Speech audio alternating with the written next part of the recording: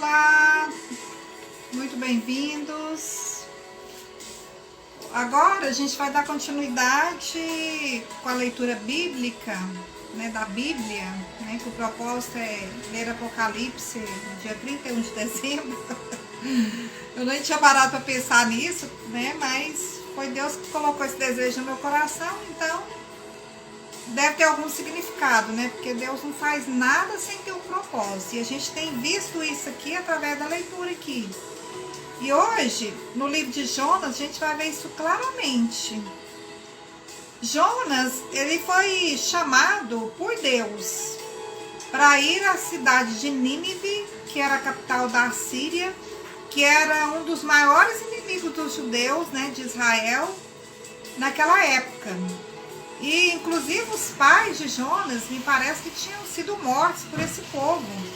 Então, ele tinha um motivo, assim, de sobra para odiar esse povo, Para odiar o povo.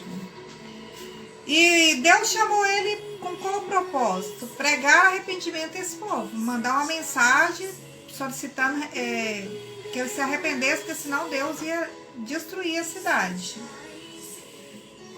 Esse livro aqui, ele é um registro histórico, dos acontecimentos da cidade de Nínive, que era a capital da Síria, que hoje, onde que eu vi aqui qual é? É o atual Iraque hoje, aquela região lá é o atual Iraque, e continua esse povo sendo inimigo dos judeus, dos cristãos. Fala, minha querida.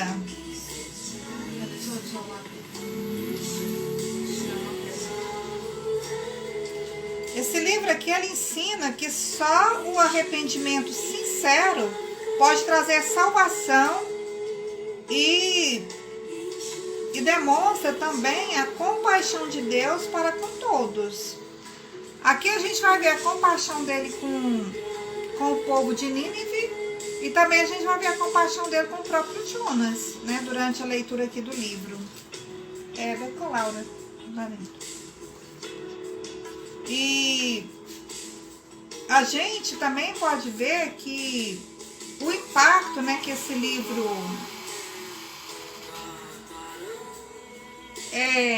Deus entrega uma mensagem de esperança, porque Deus já tinha falado que ia destruir, caso eles não se arrependessem. Então o arrependimento é a mensagem de esperança para esse povo, um povo que era cruel, eles eram conquistadores e cruéis. Se você fosse ler sobre esses assírios, você vai ver o que eles faziam. Era coisa assim de muita crueldade.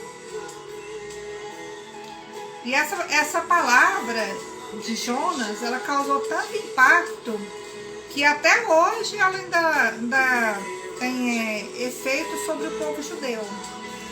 Existe um dia chamado Yom Kippur, que é o dia da expiação, que é o dia da expiação dos pecados. Eu esqueci qual data que é, mas parece que é em setembro ou em outubro isso. E até hoje, eles à tarde, nos templos, eles leem esse livro todo, o livro todo de Jonas. E aqui também a gente pode ver que ele traz alguns temas, como a salvação só vem do Senhor. Não adianta buscar salvação em outro lugar, que não há salvação fora de Deus. E agora que nós estamos no período da graça, não há salvação fora de Jesus Cristo. Porque Deus decretou isso. Não adianta as pessoas quererem ir contra, não adianta a gente querer, às vezes, pensar de forma diferente, porque só vai desviar do verdadeiro caminho. Porque Jesus falou, eu sou o caminho, a verdade e a vida. Ninguém irá ao Pai a não ser por mim. Então, quando Deus, Pai, traçou esse plano de salvação e Jesus aceitou deixar a sua condição de Deus para se tornar um mero mortal, mesmo sendo Deus, mas ele nunca mais se voltou à sua forma original. É um homem com um corpo glorificado no céu. Então, quando o pai e o filho executaram esse plano, então, a partir daí, então, é o período da graça, é só a salvação mediante Jesus. Deus dos hebreus sempre expressou interesse pelo mundo todo, sempre. Quando Jesus veio, né, em forma de homem, a gente vê muitas vezes eu falando, eu vim para os meus, para os filhos de Deus. Mas ele sempre estava falando e expressando esse amor para outros, como a mulher que veio a ele, né, clamando pela filha que estava endemoniada. Quando ele quer repreender aquele pessoal também, que ficava criticando ele falou assim, por acaso não havia leprosos em Israel? Mas foi Naamã que foi curado, né, que era um assírio. Deus é um Deus dos começos. Deus, ele sempre dá uma nova oportunidade, né? A gente vai ver ao longo aqui que ele deu uma segunda chance para Jonas, né, redimir dos seus pecados.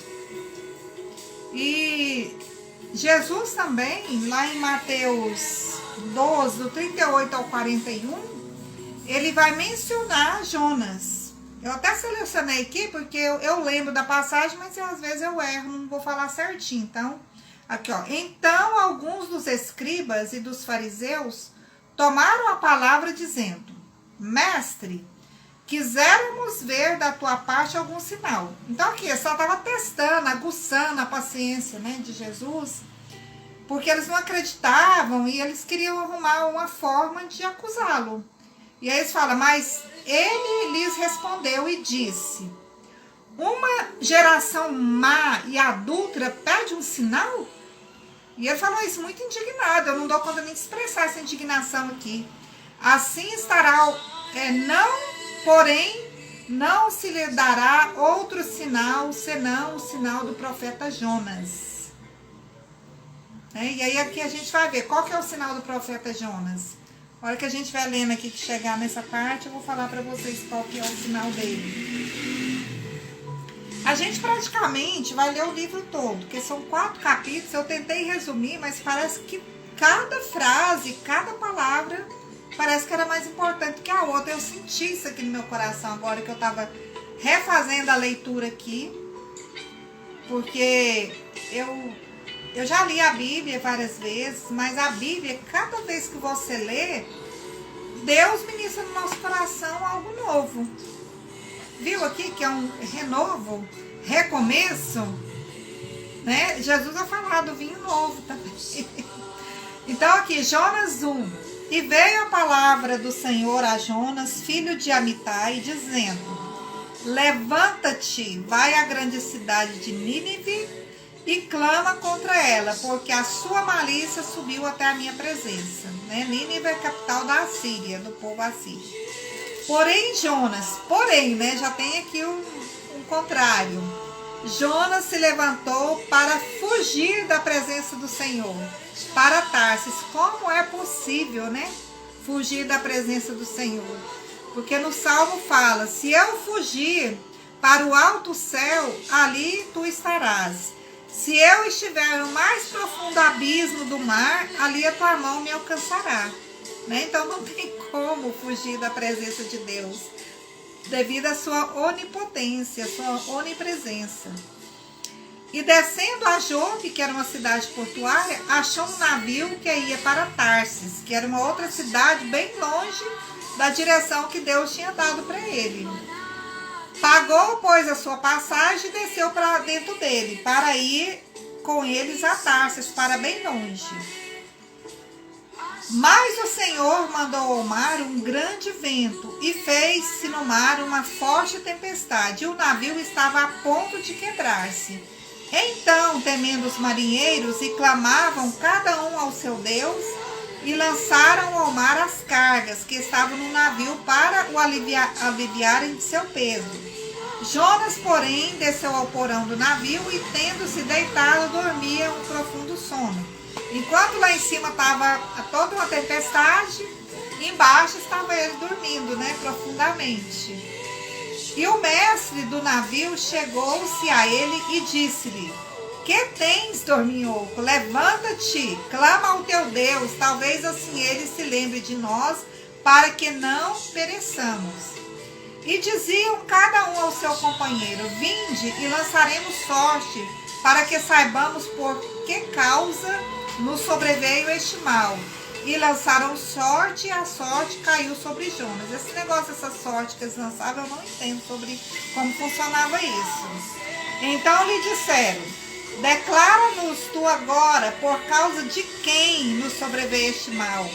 Que ocupação é a tua? De onde vens? Qual é a tua terra? E de que povo és tu? E ele lhe disse... Vou abaixar um pouquinho aqui, eu estou ouvindo a música Louvor Indiano. Gente, tem umas músicas muito lindas. Recomendo, viu? Muito linda. Gosto muito dos indianos louvando e adorando. Aí, então, o que aconteceu? Então lhe disseram, fez essas perguntas e ele lhes disse: eu sou hebreu e temo ao Senhor, o Deus do céu, que fez o mar e a terra seca. Então estes homens se encheram de grande temor e disseram-lhe: por que fizeste tu isto? Pois sabiam os homens que fugiam da presença do Senhor, porque ele tinha dito a eles, né? E disseram-lhe: que te faremos nós para que o mar se nos acalme? Porque o mar ia se tornando cada vez mais tempestuoso. Então, quer dizer, só ia aumentando. Então ele disse: não, a culpa é minha, me joga no mar, que a água vai acalmar. O mar vai acalmar. E assim que jogaram ele no mar, realmente a tempestade parou. Mas só que veio um peixe muito grande, né? Porque era o propósito de Deus, e o engoliu. E ele ficou 3 dias e 3 noites dentro do ventre desse peixe, que alguns falavam que é baleia, mas não é. Diz que era um peixe realmente muito grande que existia naquela região. E aí ele, de dentro do ventre do peixe, ele se arrepende e clama por misericórdia ao Senhor. Que no capítulo 2 vai falar sobre isso. E orou Jonas ao Senhor, seu Deus, das entranhas do peixe, e disse: na minha angústia clamei ao Senhor, e ele me respondeu. Do ventre do inferno gritei, e tu ouviste a minha voz. Talvez você já tenha ouvido esse verso em alguns outros contextos, né?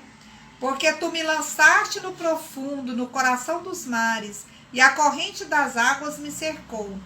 Todas as tuas ondas e as tuas vagas têm passado por cima de mim. E eu disse: lançado estou diante dos teus olhos, todavia tornarei a ver o teu santo templo. Então aqui ele já está orando, clamando e ao mesmo tempo como que agradecendo, né? Pela fé que ali ele estava expressando, ó. Todavia tornarei a ver o teu santo templo. Então ele está ali como que é crendo, né? E talvez até eu sinta aqui um pouquinho de chantagem emocional com Deus. Vocês não concordam com isso, né? Tipo assim, eu sei que o Senhor vai me livrar dessa, porque o Senhor é misericordioso, o Senhor tem uma missão para mim. Eu vejo isso aqui nas entrelinhas, né? As águas me cercaram até a alma, o abismo me rodeou e as algas se enrolaram na minha cabeça. O peixe come de tudo, né? Então ali o peixe talvez não era nem carnívoro, engoliu ele porque Deus ordenou, né? Porque Deus está no controle de todas as coisas, manda em tudo, né? Ele é que é soberano sobre todas as coisas, né? Porque fala que as algas, né, enrolaram na minha cabeça. Eu desci até os fundamentos dos montes, a terra me encerrou, para sempre com seus ferrolhos. Mas tu fizeste subir a minha vida da perdição, ó Senhor meu Deus. Quando desfalecia em mim a minha alma, Lembrei-me do Senhor e entrou a ti a minha oração no teu santo templo. Os que observam as falsas vaidades deixam a sua misericórdia. Ele está falando aqui, muitas vaidades, né? Vai afastar-se de Deus. Mas eu te oferecerei, né? Então ele está aqui chantageando Deus. Eu vou te oferecer sacrifícios com a voz do agradecimento. É uma fé, ele está expressando uma fé, mas também eu vejo aqui um pouquinho de chantagem por trás disso, né? É igual o filho quando vem falar com a mãe, né? Que voltei, pagarei, do Senhor vem a salvação. Falou, pois, o Senhor ao peixe, e este vomitou a Jonas na terra seca. Tá vendo aqui? Então, Deus aqui veio com misericórdia, uma segunda oportunidade, né? Se vocês não leram, vamos prosseguir aqui para vocês verem, né, o desfecho. E veio a palavra do Senhor segunda vez a Jonas, dizendo: levanta-te e vai à grande cidade de Nínive e prega contra ela a mensagem que eu te digo. E levantou-se Jonas e foi a Nínive, segundo a palavra do Senhor.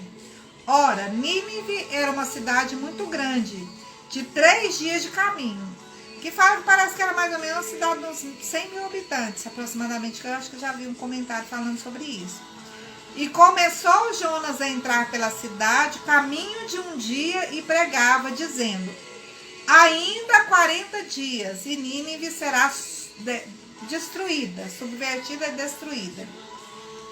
Então ele correu, né? Então se ele gastava 3 dias andando, ele gastou um dia correndo. E ele só falava isso: arrependa-se que Deus vai destruir Nínive, né? 45 dias e Deus vai destruir Nínive. E aconteceu que os homens de Nínive creram em Deus e proclamaram um jejum e vestiram-se de saco, desde o maior até o menor, que era um hábito que eles tinham, né? De vestir pano de saco, eram umas roupas muito simples. Ou rasgar as vestes, cobrir com cinza a cabeça, né? E jejuar e orar e clamar, né? Essa palavra chegou também ao rei de Nínive, e ele levantou-se do seu trono e tirou de si as suas vestes e cobriu-se de saco e sentou-se sobre a cinza. E fez uma proclamação que se divulgou em Nínive pelo decreto do rei e dos seus grandes, dizendo: nem homens, nem animais, nem bois, nem ovelhas provem alguma coisa, nem se lhe des alimento, nem bebam água. Mas os homens e os animais sejam cobertos de saco e clamem fortemente a Deus, e convertam-se cada um do seu mau caminho e da violência que há nas suas mãos. Quem sabe se voltará a Deus e se arrependerá, e se apartará do furor da sua ira, de sorte que nós não pereçamos. E Deus viu as obras deles, como se converteram do seu mau caminho, e Deus se arrependeu do mal que tinha anunciado-lhes que faria, e não o fez, né? Então Deus viu que realmente é aquilo que a gente fala, é um coração sincero, né, que vai mover o coração de Deus. Então é um coração sincero, um coração contrito, um coração com arrependimento. Isso é que move a Deus. Mas aí Jonas, que já foi lá contrariado, só foi porque, né, não tinha outro recurso. Deus já tinha salvado ele do ventre do peixe, não tinha para onde mais ele fugir. Então ele já tinha visto que não tinha como fugir da mão de Deus, que tinha que cumprir. Foi lá, desgostoso, mas fez. Só que aí, quando Deus não destruiu a cidade, olha a reação dele. Mas isso desagradou extremamente a Jonas. E ele ficou irado. Porque ele pensou que o povo não ia arrepender e que Deus ia destruir, né? E orou ao Senhor e disse: ah, Senhor, não foi esta minha palavra, estando ainda na minha terra? Por isso é que me preveni, fugindo para Tarsis, pois sabia que és Deus compassivo e misericordioso, longânimo e grande em benignidade, e que te arrependes do mal. Então ele está falando aqui: eu conheço muito bem quem é o Senhor. Eu sabia que o senhor o que ia fazer, né? Por isso que eu fugi, porque eu não queria que esse povo fosse salvo, eu queria que eles fossem destruídos. Peço-te, pois, ó Senhor, tira minha vida, porque melhor me é morrer do que viver. Eu estava querendo morrer de tanto desgosto que eu estava desse povo não ter sido destruído. E disse o Senhor, fazes bem que assim te ires? Deus está perguntando para ele, você acha que é correto você irá dessa forma? Então Jonas saiu da cidade e sentou-se ao oriente dela. E ali fez uma cabana e sentou-se debaixo dela à sombra até ver o que acontecia à cidade. Ele ainda não acreditou que Deus não ia fazer alguma coisa. Ficou ali esperando para ver se Deus ainda fazia alguma coisa contra aquele povo.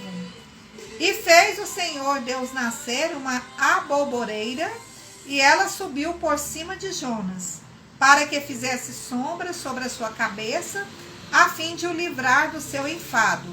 E Jonas se alegrou em extremo por causa da aboboreira. Gente, você vê como que Deus é cuidadoso, né? Como que ele cuida dos detalhes. Muitas vezes é porque nós não vemos isso na nossa vida, no dia a dia.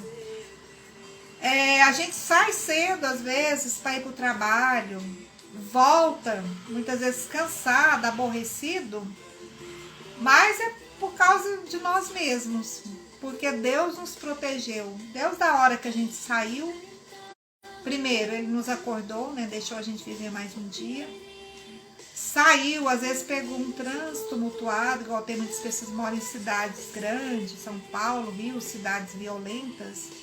Às vezes pega um trânsito agitado, né? Ou às vezes pega um metrô que pode ter um assalto na rua e não acontece nada.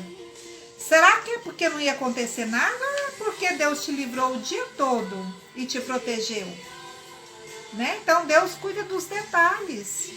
Quantas vezes eu já fiquei livre de assalto, que eu vi que a mão de Deus agindo ali, acidente, né? Então, obrigada aí você que comentou, verdade.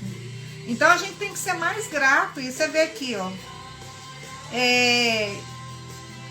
o Jonas revoltado, né?